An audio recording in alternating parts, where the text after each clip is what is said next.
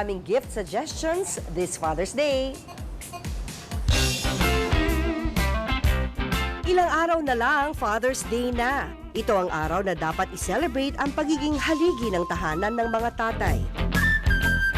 Bukod sa pagse-celebrate, bigyan din sila ng regalo na siguradong ikatutuwa nila.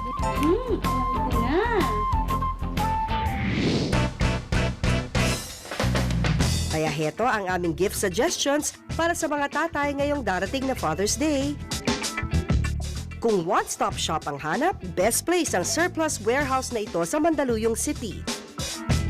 We offer mga surplus products natin.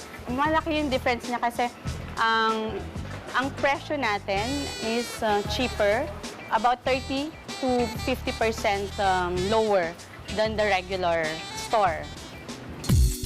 Ang mga surplus item na mabibili dito ay imported from the US, Australia at New Zealand, kaya hindi magpapahuli ang kalidad ng kanilang mga produkto. Surplus means overstock, so not necessarily use yung mga items. Hi ma'am, good morning. Good morning. Yes ma'am, anong hanap po nila? Naghanap sana ako ng pwede kong ipang regalo for Father's Day. Kung pangporma ngayong Father's Day, sa apparel section nila at sa halagang 500 to 2,000 pesos, makakabili ka na ng sapatos, jacket at pantalon. 590 tapos 50% off pa po siya. Talaga? So 295 na lang. 295 na lang.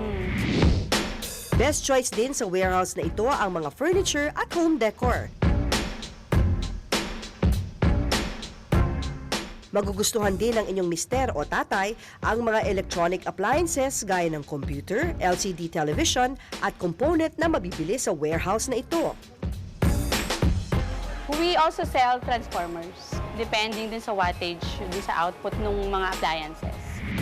At kung mabuting-ting naman si mister sa inyong bahay at hilig ang mga tools, dito sa industrial section, mahanap ang mga murang bilihin para sa kanya.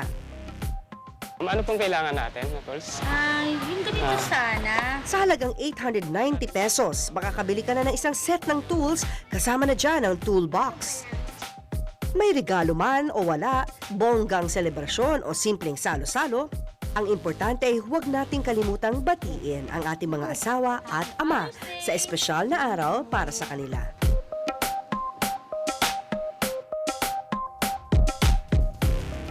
Paulit-ulit po na ipinagmamalaki nga ng pamahalaan ang gumagandang ekonomiya, pero marami po sa mga Pinoy, hindi raw ito ramdam.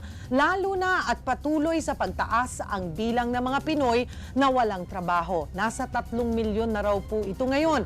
Kaugnay niyan, magkakasama po natin dito sa studio si Ma'am Rosemary Edilion, Assistant Director General